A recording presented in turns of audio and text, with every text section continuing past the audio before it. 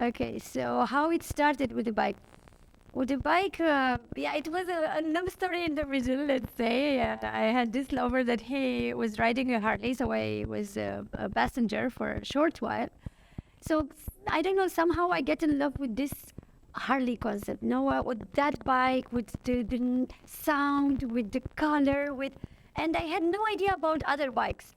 So then the love story ended, and I still had this feeling, no, that bike has to be in my life. I need a Harley in my life. So what I did, I went to Harley dealer, just like this, and I said, I want a Harley. And they said, okay, what did you ride before? Nothing.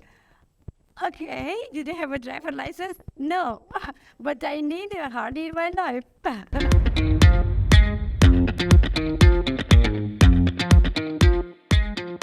Hello, I am Elena, aka helebiker. I'm a Romanian, 37 years old, based in Italy.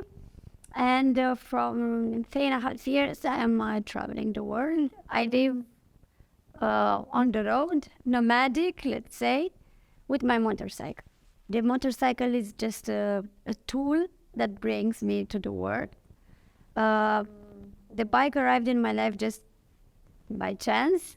I just needed a Harley in my life, and without having any idea what I will do with it. I never have other bike in my life, not even a scooter. So I just took this motorcycle without having a driver license yet. And then I started to go around short trips. And with this motorcycle, I discovered the road and I discovered traveling and I discovered little bit of the world. So a little spark started to move there inside of my soul. And every time when I was going on a trip, coming back home was more and more difficult because I was feeling that I don't belong anymore to the walls of my home, but my place was on the road. And I was doing these trips like very unplanned, spontaneous. I will just throw a backpack and just go and gin start and go without having idea where I will end up in that day. So this became for me like a drug, like an addiction. That feeling that you go and you don't know what you will arrive and what you will discover that day. So every time was more and more, and I wanted more and more and more and more and more and more and more. So it was not enough anymore to go to the lake, to the mountains. I was going to the next country. So I remember that one year I went for the summer holidays. I went for 1 month around, like in South France. And when I came back, that was the moment that really I couldn't stand anymore to be back. Because every time I was like, okay, I come back, so I have from where to depart again. But that time was like, I can't stay here anymore. I want to be on the roads. But I could not because this and that and job and projects and education and whatever. So I could not move in that moment. But I was somehow depressed because I was like, I found something better in my life. This is better than what I'm doing. My life is very beautiful, but I found something more beautiful. So I want to go for it. Okay, but how can I go for it? So basically what I did, I was like, I said, okay, let's be logical. I cannot move in this moment, but let's see when I can go for it. No, but it was not like anymore about just on the weekend. No, it's like, okay, when can I do something bigger to be out at my motorcycle for longer time? So I said, okay, next summer. It was somewhere in it was sometime in September, October 2017. And next summer, I would have this chance now, 3 months to go around. So I said, okay, but I don't want to do something fancy. I want to reach with the wheels of my motorcycle another continent. So I took in that night, everything happened in one night, no? I took in that night a map, I opened it, and I started to look, okay, which continent? I wanted to come in Asia. So I started to calculate, no, okay, if I will go to India, to reach India, it will take a long time, then to explore and then to come back, I will not have physical time to do this thing. So I say, another one. Let's see, I need to reach a continent very fast and then to use my time riding there, no? So I look at the map and I see Africa and I say, no, let's find out if I can cross the sea very fast and then to start from there. And indeed, I found that there was a ferry from Italy. So I said, okay, next summer, in that moment was like for me, okay, this is what I want to do. What I did in the next moment was I just Googled like this, woman alone with motorcycle in Africa. Just like this. I had no idea what Africa means. I had no idea the roads, not roads. I just Googled this. And that moment showed up a girl, a traveler. She was doing Africa with her motorcycle. She was on the east coast. I was planning to go on the west. But for me, in that moment was enough. The thing that she showed up on my research, it's like, okay, someone was there. I will be there as well. So in that moment, I decided that in summer 2018, I will be with my bike on that ferry and I will start my journey in Africa. And then in the same night, I started to go deeper in the research. Now, and I see that this girl, she was on the road for 3 or 5 years. 3 or 4 years. I said, what? How can it be possible to be on the road 4 years? And then I go deeper and I see a guy, he traveled with a bicycle for 10 years non-stop. What? How this can be possible, no? And suddenly I was like, somehow enlightened, no? Something happened, I was like, this is what I was always waiting in my life. It was that feeling that, you know that something will happen in your life, but you don't know what you are waiting, no? So in that moment, I had that feeling that this is my thing. Okay, this is what I was always waiting in my life, no? So in that moment, in that night, I decided that in summer 2018, I will go to Africa. I will come back, finish my commitments that I had in that moment. And in summer 2019, I will start my life on the road. And this is what happened. Okay, so how it started with the bike. With the bike, it was a love story in the middle, let's say. I had this lover that he was riding a Harley, so I was a passenger for a short while. So I don't know, somehow I get in love with this Harley concept, with that bike, with the sound, with the color, and I had no idea about other bikes.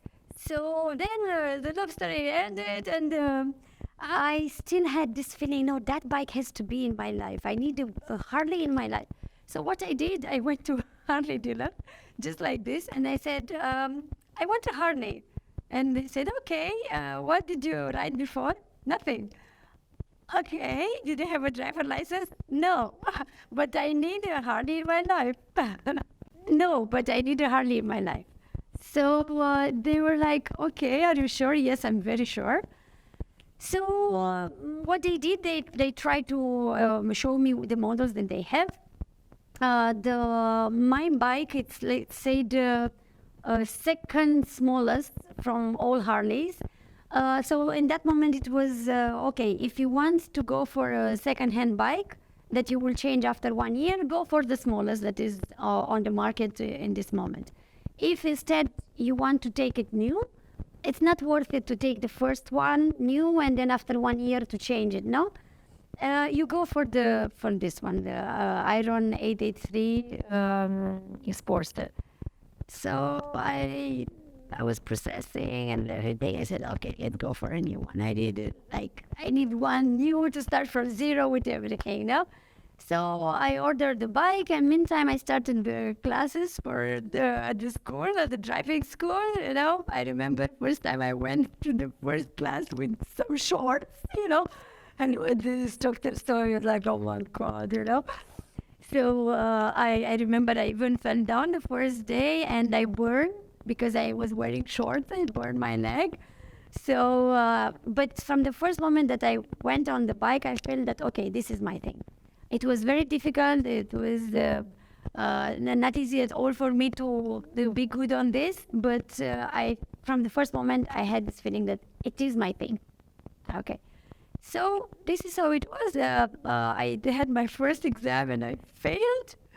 And the examiner, the guy that was supervising my exam, he said, Miss, I will tell you something. For your good, for your mother good, for your sister, family, friends, and for our good, just please go home and forget about motorcycle. This was at my first exam, Like, what the heck? My bike was already ordered.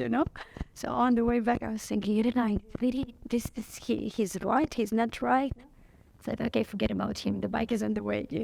So after a few weeks, the bike arrived. And in Italy, we have this chance when you make the subscription at the driving school, they give you the permission to drive alone to practice. So you can just go alone, and there are some special conditions. You don't have to go in the traffic jam, in the rush hours, in the bad weather condition. But you can go alone. So my bike arrived. I was even afraid to touch it, to push it in the yard. So a neighbor came and put it in, park it inside. And the next day I said, either you touch it now, either never. You will send it back.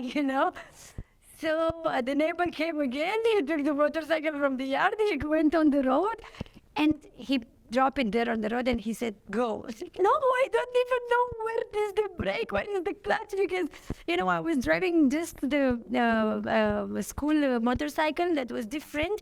So I was like, no, I don't know here. Where are the things? No, go. And there was like a queue of cars waiting for me behind. So I had to go. So I don't know what happened in that moment. I went, and somehow the motorcycle drove itself, like alone. It was a very deep feeling for me, And this, I think that the first kilometer, I don't know what happened. Like the motorcycle just went by itself, And then slowly, I started to go here and there, and to get confidence. And after another few weeks, I have the second exam, and I pass it just like this. It was another examinator. I didn't have the chance to tell him. And then slowly, I started to go around. So I had no idea I was wearing just a helmet, like a open face helmet, a very fancy jacket, leather jacket like this, with jeans, with the sneakers, going around. And then when I started to travel, for 2 years, I never had even a screw with me or something. Nothing. I was just a backpack. So people are thinking, what if something happens? What? Nothing. I didn't have anything. Just my backpack with some changes and everything, So I was driving very fancy places and wearing very bad clothes, let's say, in terms of safety, until I decided to do this journey, and I entered deeper into the traveler's world and the biker's world, and I started to understand what means safety, what means to be many hours on the road. So from the first journey that I did in Africa, I started to equip myself, let's say, and I had also fortunately some support. But I remember that even first journey in Africa, because for me the most important thing was to keep the budget for the journey to go as far as possible. So I remember that I started with some Decathlon hiking boots, with jeans. It was bike jeans, but jeans, with a very cheap jacket, and with a helmet that was not very proper for long rides.